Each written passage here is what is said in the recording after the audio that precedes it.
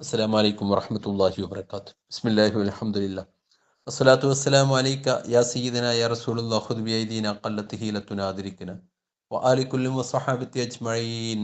ഏറ്റവും സ്നേഹാദരണീയരായ മുഅ്മിനീങ്ങളെ മുഅ്മിനാത്തുകളെ, പ്രതിബന്ധങ്ങളൊന്നുമില്ലാതെ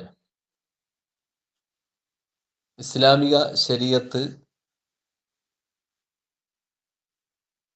പറഞ്ഞിട്ടുള്ള തടസ്സങ്ങളൊന്നുമില്ലാത്ത അവസ്ഥയിൽ സലാം മടക്കൽ നമുക്ക് നിർബന്ധമാണ്. എന്നാൽ അതേ സലാം തന്നെ മടക്കാതെ നമുക്ക് സലാമിൻ്റെ ബറക്കത്ത് കിട്ടുന്ന സലാമുമുണ്ട്. ഏത് സലാമാണ് മടക്കൽ ബാധ്യതയുള്ളത്? ഏത് സലാമാണ് മടക്കൽ നിർബന്ധമില്ലാത്തത്? ഇൻഷാ അല്ലാഹ് അതേക്കുറിച്ച് നമുക്ക് ചർച്ച ചെയ്യാം. എന്താണ് സലാം കൊണ്ടുള്ള ഉദ്ദേശം എന്ന് ആദ്യം നാം മനസ്സിലാക്കുക. ഒരു മുസ്ലിം മറ്റൊരു മുസ്ലിമിനെ കാണുമ്പോൾ സലാം പറയൽ അത് നിർഭയത്വമാണ് അതുകൊണ്ട് ഉദ്ദേശം. സമാധാനം ലഭിക്കുക എന്നുള്ളതാണ് അതുകൊണ്ട് ഉദ്ദേശം. സലാം കൊണ്ട് ഉദ്ദേശിക്കുന്ന ആ നിർഭയത്വം അത് മടക്കിയാൽ തന്നെ കിട്ടുകയുള്ളൂ.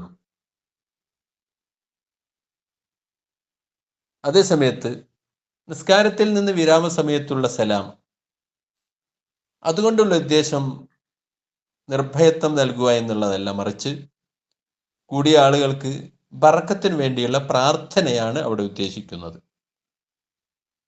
ബറക്കത്തിനുള്ള പ്രാർത്ഥന ഉദ്ദേശിക്കുമ്പോൾ അവിടെ മടക്കൽ നിർബന്ധമില്ല. മടക്കാതെ തന്നെ അതിൻ്റെ പ്രതിഫലം കിട്ടുന്നതാണ്.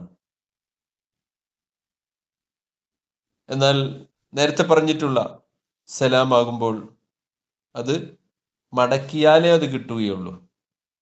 എന്ന് മാത്രമല്ല, ഒരാൾ സലാം പറഞ്ഞിട്ട് മടക്കാതിരുന്നാൽ അവൻ കുറ്റക്കാരനാവുകയും ചെയ്യും. ഉദാഹരണമായിട്ട്, ഒരു കൂട്ടം ആളുകൾ പോകുമ്പോൾ ഒരാൾ അവർക്ക് സലാം പറഞ്ഞാൽ അതിൽ നിന്ന് ആരെങ്കിലും ഒരാൾ ആ സലാം മടക്കൽ നിർബന്ധമാണ്. ഒരു കുട്ടിയാണ് ആ സലാം മടക്കിയതെങ്കിൽ അവിടുത്തെ നിർബന്ധ ബാധ്യത, സാമൂഹിക ബാധ്യത വീടുകയില്ല. അതേ സമയത്ത്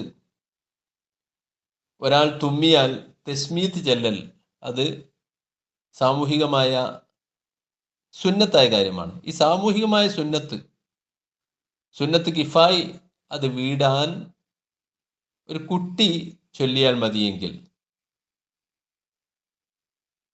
ഈ സമയത്ത് സലാം ചെല്ലുന്ന സ്ഥലത്ത് സാമൂഹികമായ നിർബന്ധം നമുക്ക് നോക്കാം.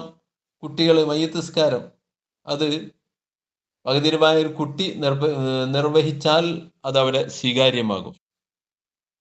എന്തുകൊണ്ടെന്നാൽ ഇവിടെ ഉദ്ദേശം ആ നിസ്കാരം കൊണ്ട് മയ്യത്തിന് ബറക്കത്ത് കിട്ടുക എന്നുള്ളതാണ്.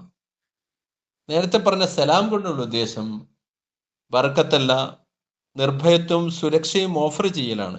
ഒരു കുട്ടിയെ സംബന്ധിച്ചിടത്തോളം മറ്റൊരാൾക്ക് നിർഭയത്വം നൽകുകയോ സുരക്ഷ നൽകുകയോ എന്നുള്ളത് ഒരിക്കലും സാധ്യമല്ല, കാരണം അവൻ അതിന് യോഗ്യനല്ല. എന്നതുപോലെ തന്നെയാണ് നേരത്തെ പറഞ്ഞ സംഗതിയും. നിസ്കാരത്തിൽ അവിടെ ബറക്കത്ത് കിട്ടലാണ് ഉദ്ദേശം.